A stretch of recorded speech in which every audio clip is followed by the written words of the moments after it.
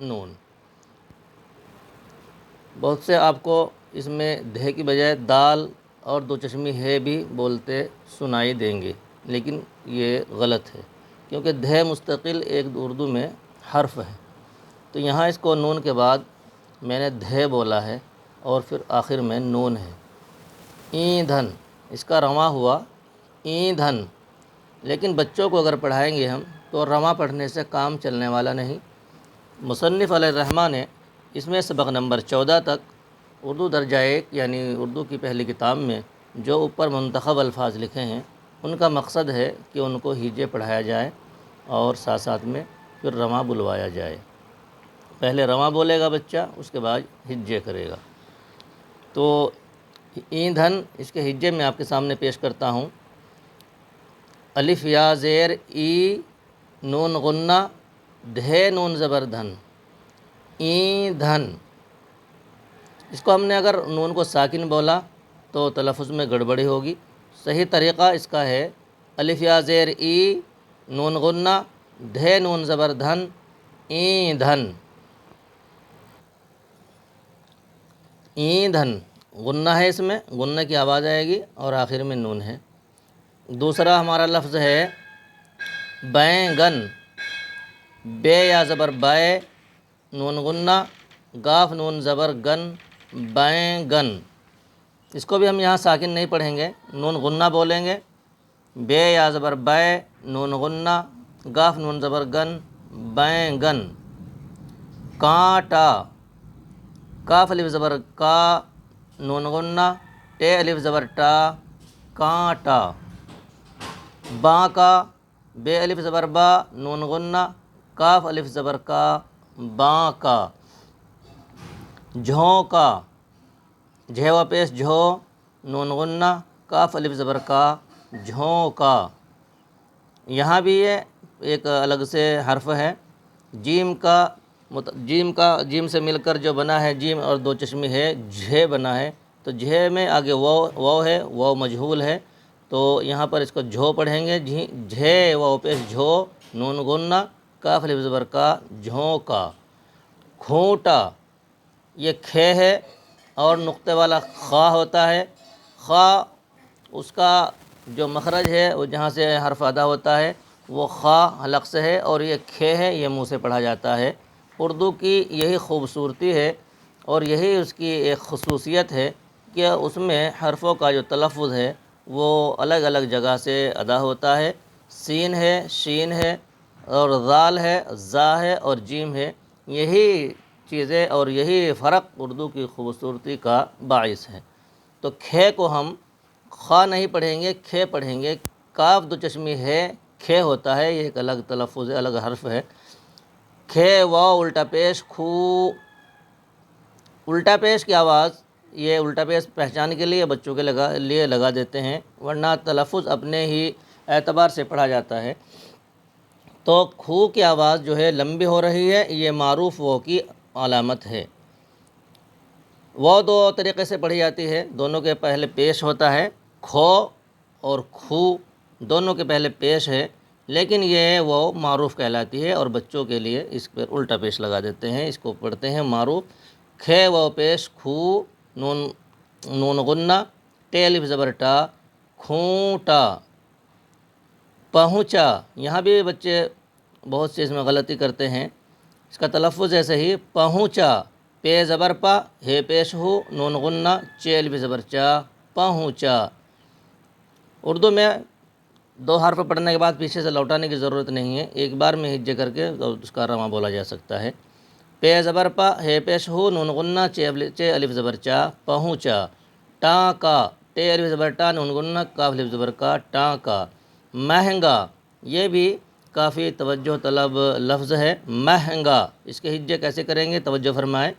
میم ہے زبر مہ، زبر کو مجہول آواز میں پڑھیں گے، نون غنہ گاف الف زبر گا، مہنگا۔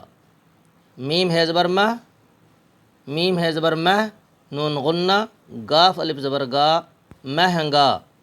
پتنگا، پے زبر پا تے نون زبر تن نہیں پڑھیں گے، پہ اس کو ہم ملا کر کے پڑھیں گے۔ گاف میں 3 حرف ایک ساتھ ملا کر کے پڑھے جاتے ہیں۔ یہ کاف اور کھے، گاف اور گھے کی خصوصیت ہے کہ اس میں ہم 3 حرفوں کو جہاں نون ہوتا ہے غنہ ہوتا ہے ملا کر کے پڑھتے ہیں۔ پتنگا، یہاں ہم اگر گاف کے علاوہ پڑھیں گے تو یہ ہو جائے گا پتنگا، جیسے کن کا، ان کا، تو یہاں پر ہم ان کو نون کو الگ نہیں پڑھیں گے، ملا کر کے پڑھیں گے۔ پتنگا، پے زبر پا، تے نون گاف زبر تنگ، پتنگ، گاف الف زبر گا، پتنگا۔ بکھیڑا، بے زبر با، کھے ازر کھے، بکھے، اڑے الف زبر ڈا، بکھیڑا۔ بھروسہ، بھے زبر بھا، رے و پیش رو، یہاں یہ آواز جو ہے وہ معروف و مجہول کی آواز ہے، اس میں ہم واو کو لمبی نہیں کریں گے، باریک نہیں پڑھیں گے، اس کو موٹی اور گول پڑھیں گے۔ مجہول آواز جو ہوتی ہے وہ موٹی اور گول ہوتی ہے۔ بھروسہ، بھے زبر بھا، رے و پیش رو، بھروسے، سین الف زبر سا، بھروسہ۔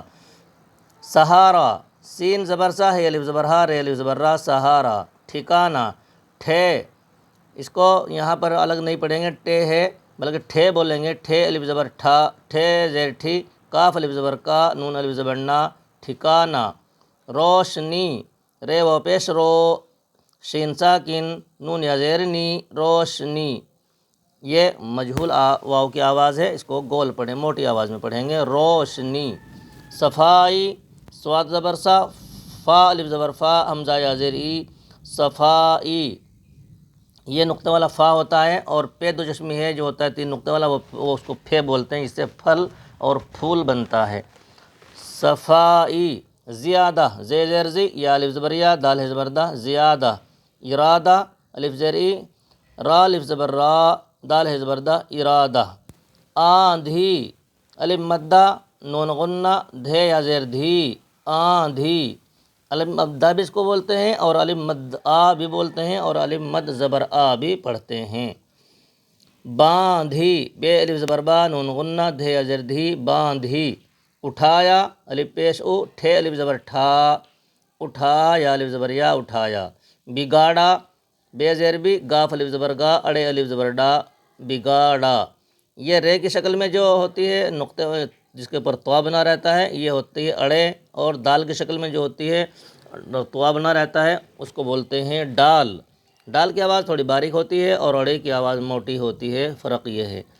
چبھویا، چے زبر چا، بھے و پیش بھو، یا الف زبر یا، چبھویا۔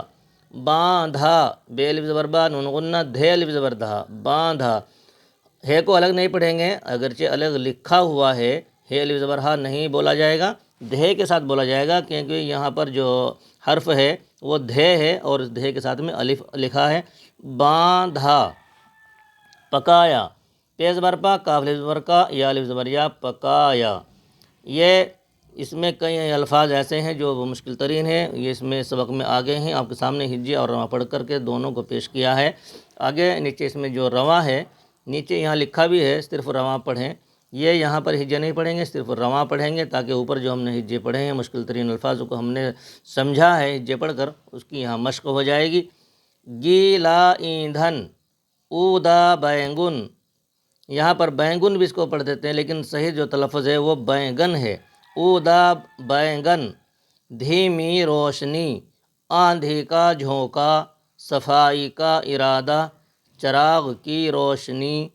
بینگن کس نے پکایا، کانٹا کیوں چبھویا، خدا پر بھروسہ کرو۔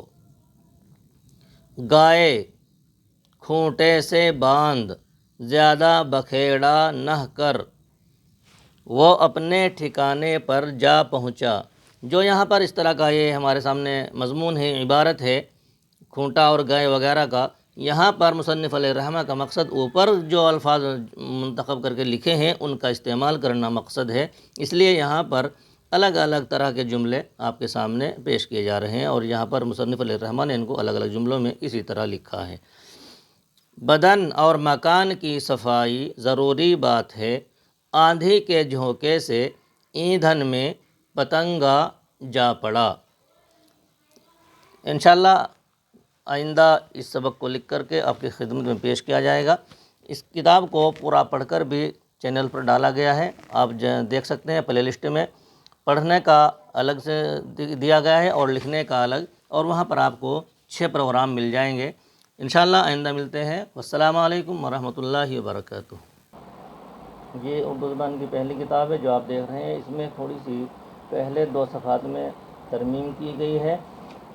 جو ایک صفحے میں مجہول اور معروف کے اسباق تھے، پورا ایک سبق نمبر 1 تھا، سبق نمبر 1 کو 4 حصوں میں کر دیا گیا ہے۔ مجہول کے جو واو ہے اور معروف جو واو ہے ان کو الگ الگ کر دیا گیا ہے، ایسے ہی یا کے بھی جو مجہول اور معروف اور لین کی جو استعمال ہے یا کا، ان کو الگ الگ کر دیا گیا ہے، اور ایسے ہی آخر میں گنتی کو لکھا گیا ہے، اور گنتی لکھنے کا طریقہ اور مختصر حساب اور گنتی گننے کا طریقہ لکھا گیا ہے۔ مختصر جو حساب ہے اس کی بھی نشاندہی کی گئی ہے۔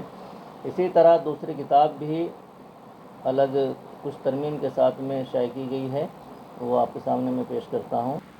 یہ اردو درجہ 2 یعنی اردو زبان کی پہلی یعنی دوسری کتاب ہے، اردو زبان کی دوسری کتاب۔ اس کی خاص بات یہ ہے کہ پہلے تو اس میں مصنف علیہ الرحمہ کا تعارف اور تذکرہ ہے، اس کے بعد میں ہر سبق کے اوپر یہاں پر آپ دیکھ رہے ہیں کہ الفاظ اور معنی، الفاظ اوپر دیے گئے ہیں اور نیچے 3 سوالات قائم کیے گئے ہیں، اور ہر 6 سبق کے بعد یہاں پر الفاظ و معنی اسی کتاب کے اندر دے دیے گئے ہیں،